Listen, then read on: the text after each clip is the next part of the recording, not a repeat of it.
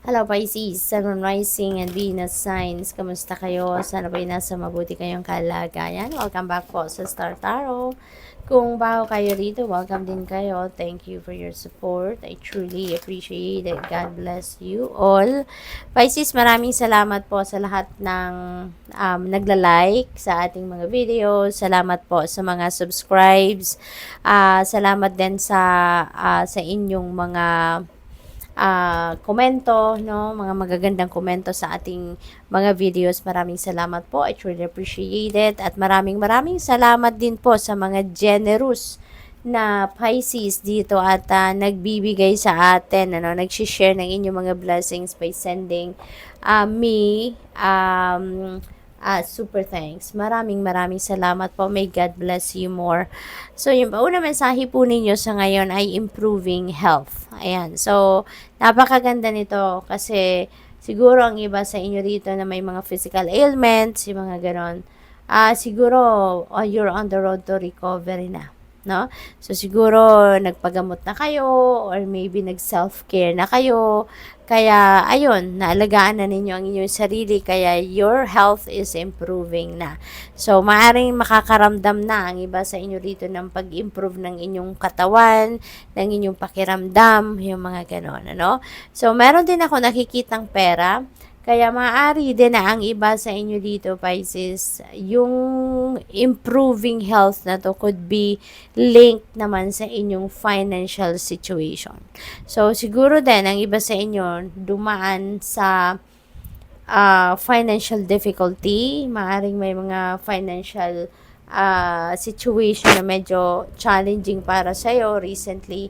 And maaring sa ngayon, baka mag-heal na din ang inyong sitwasyon at baka magkaroon na kayo ng financial breakthrough na makakatulong na masolve na ang inyong problema sa pera. Choose a new direction. This is a beautiful message din para sa'yo. Maaring ang iba sa inyo rito, meron kayong ginagawa na maaring nag-iisip kayo, no? Because this could be a confirmation sa tanong ninyo or baka this is a message para sa'yo. Yung parang go signal sa'yo. Or baka naghihingi kayo ng enlightenment, naghihingi kayo ng guidance from Panginoon, and maybe ito yung sagot sa inyo, na choose a new direction. Kasi baka nakikita, nararamdaman ninyo na parang, parang kung ano man ang inyong ginagawa sa ngayon, 'di ba? Maybe this is not for you. Baka may pagdududa sa ano ninyo, sa isip ninyo, no? Sa damdamin ninyo. Kaya may naghihingi kayo ng guidance. So this could be a message para sa iyo. Na choose a new direction, no?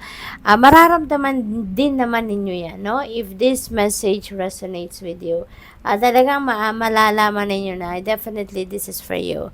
Kasi nga baka kayo yung nagtatanong. No, this is some reading for the collective. Kaya may mga mensahe dito na maririnig kayo na sasakto sa inyong sitwasyon, merong hindi. So kung ano yung hindi, wag nyo na pong kunin. Wag ninyong ipilit yon sa inyong sitwasyon. Kasi ibig sabihin nun, hindi yun para sa'yo. Okay? So, maybe, ito yun yung, kung if this message resonates with you, baka ito na yung sagot sa tanong mo. Or baka ito na yung gabay para sa'yo na hinihingi ninyo. So, this is a yes. Ayan. So, yung yes na to, negotiable pa to. No? Kasi wala pang exclamation point. So, hindi pa to definite yes. Pwede pa tong magbago. Pwede pa tong maging maybe. Pwede pa tong maging no. No? So, depende sa inyong sitwasyon. Baka sa mga pag-uusap ninyo or kung meron pa kayong mga transactions gagawin with someone, baka mabago pa yung pinaninindigan ninyo rito, yung stand ninyo about something. Don't stop. Okay? Para sa iba sa inyo dito, hindi ibig sabihin na kung ano man ang ginagawa ninyo sa ngayon or ano man ang sitwasyon na pinagpo-focusan ninyo ngayon, hindi ibig sabihin na hindi smooth sailing. Kumbaga, ang takbo ng inyong sitwasyon sa ngayon ay matitigil na kayo or hindi nyo na ipagpapatuloy. Diba? So, ang sabi sa inyo dito, don't stop. Okay? So, ibig sabihin, continue on. Continue to work on. Hindi ibig sabihin na binibigyan kayo ng heads up dito ng universe na hindi, mamili ka ng ibang direksyon. 'Di ba? Hindi ibig sabihin noon nahihinto na kayo, no? Kasi malalaman mo na kung ano man ang pinagkakabalahan mo sa ngayon, hindi ito yung best para sa iyo ngayon, kaya sinasabihan ka na mamili ka, no, or choose a different direction sa ngayon. No, hindi ibig sabihin na titigil ka na lang din, no? Hindi. So, tignan natin kung ano pa yung mga mensahe para sa iyo.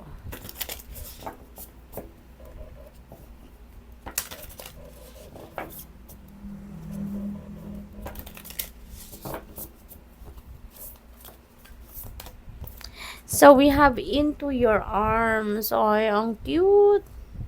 Into your arms. There is definitely a reunion dito. No? There is a reunion of family or friends or both. So, meron ditong homecoming. Meron ditong uuwi. Siguro galing pa kayong abroad or galing pa kayo sa malayong lugar. Siguro nakatira kayo sa ibang lugar, hindi nyo kasama yung pamilya ninyo or hindi nyo kasama yung mga mahal ninyo sa buhay. So, maybe you are planning to come home, no? Yun dito. Maring nami-miss ninyo yung mga mahal niyo sa buhay, kaya siguro kayo uuwi, magde-decision kayong umuwi at bumisita. So, probably ganun ang ganap. So, definitely, there is merong magandang reunion dito. Merong siguro matagal na kayong hindi nagkita-kita, kaya mahigpit ang yakapan, no? May iyakan. Yun ang napipick up ko rito. So, maybe matagal, no? Matagal ng panahon na hindi kayo nagkita-kita at hindi kayo